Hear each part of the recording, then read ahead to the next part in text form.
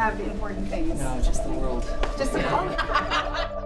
I might take my jacket off, actually, it's a little hot. When you're making a film, we're all fighting to tell a story, which is important in its own way, but it really, sort of in the global interest of things, is not as important. Like, I have a really good perspective on that. I'm going to challenge something you said. You sort of say there's this global thing with all these problems, and then what you do, and it's a smaller scale. So I have a very different perspective on that, which is the way to break through, it seems to me, really one of the only ways these days is through the arts. One of the most polarizing issues at the UN is LGBT rights.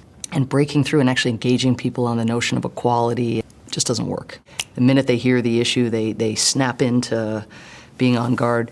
So I decided to take 17 ambassadors to see Fun Home, this amazing Broadway musical about a woman coming out. And I brought a number of very progressive ambassadors, but also some from countries that criminalize.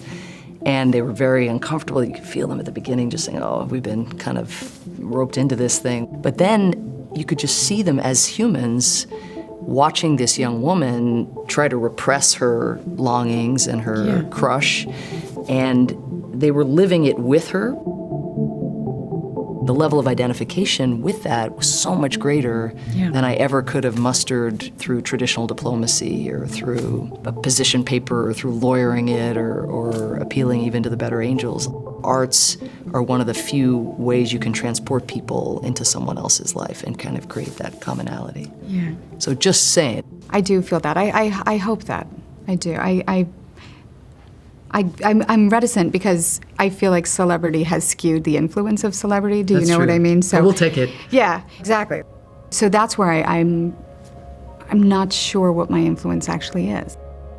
Well, you believe in this movie, right? That you've made this the identity of human. You've chosen a role that has a bigger meaning, particularly in polarized times. It is about the experience of communicating, but I think not only communicating, with aliens, but it's really about communicating with each other.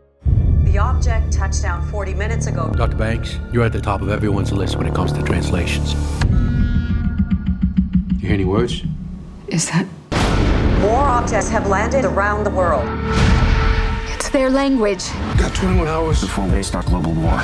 They're not our enemy. There's a geopolitical undertone in the film that when we made it, it was far less relevant than it is today. Like it's almost, the world has changed in 1 year that much that it now feels like we were out to send a message. And that, Denise said, I never intended to make a geopolitical film, but I think we're all very happy that we did, especially now, when there's so much discourse. This question of how you break through when people are this divided. I mean, we've just gone through an election where the country is just split down the middle. We thought in the old science fiction movies, speaking of aliens, but when the Martians come down, that the one thing that would unite everyone on the planet is the fight against Martians. Yeah. And part of me thinks that ISIL, terrorism, is like the Martians, right? It's the one thing that should. But it turns out even on an issue like that, a bunch of countries think that you just can shoot your way out of the problem of terrorism. And the rest of us, who I think have studied it, recognize that try to shoot your way and you kill a bunch of civilians, then you're going to create more terrorists. So even on that, even something like terrorism, which should unite people of goodwill all around the world, has people thinking very differently about how you deal with the problem. But I do think the modest successes I've had at breaking through all involve bringing individuals in to kind of puncture the ideology or bridge the polarization. What's interesting is in speaking about how you view what is perceived as an enemy or what could be an enemy, how do you keep your emotions in check?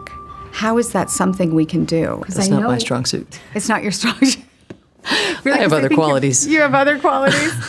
I think as a woman, there's a real premium on keeping your emotion in check. It's extremely important. When a plane gets shot out of the sky, as happened over Ukraine, and these kids are on board and they're minding their own business and they're just caught up in someone else's war, and I get choked up talking about it, my thought bubble is, don't do that. You're the only woman on the Security Council. The one thing you can't do is cry. But then part of me is like, why isn't everybody else crying? Yeah. Open up, people. emotion somehow discredits intellect, which is Yeah. interesting. I guess that's one of the things with deciding to be political or not be political. I, at this point, have chosen not to be political because I want my voice to speak as an artist. I do think there will only be a matter of time. Like, I can only stay quiet. You're gonna blurt something out one of these days, sister. Oh, trust me, it's so close. But I try not to. Like, it takes a lot of restraint. I think restraint of communication is a great skill of knowing what not to say, and that's and knowing when not to say it. These days, everybody's seen to be in one absolutely. side of the ring. And the more threatened people feel or the more unsafe they feel, the more salient one slice of their identity becomes. I do think artists, yourself included, retain an ability potentially to affirm people's identity, to make them feel seen and visible, and to not only reach one segment of the country. There's a moment in the film where my character introduces herself. She doesn't introduce herself by Louise or by scientist or by woman. She introduces herself as human. Right. It's a very simple definition. I mean, I think we both are struggling with the same thing, which is how do you cross boundaries that seem impenetrable, and how do you make people forget that they're a country and remember that they're a person? And I feel like that's a metaphor for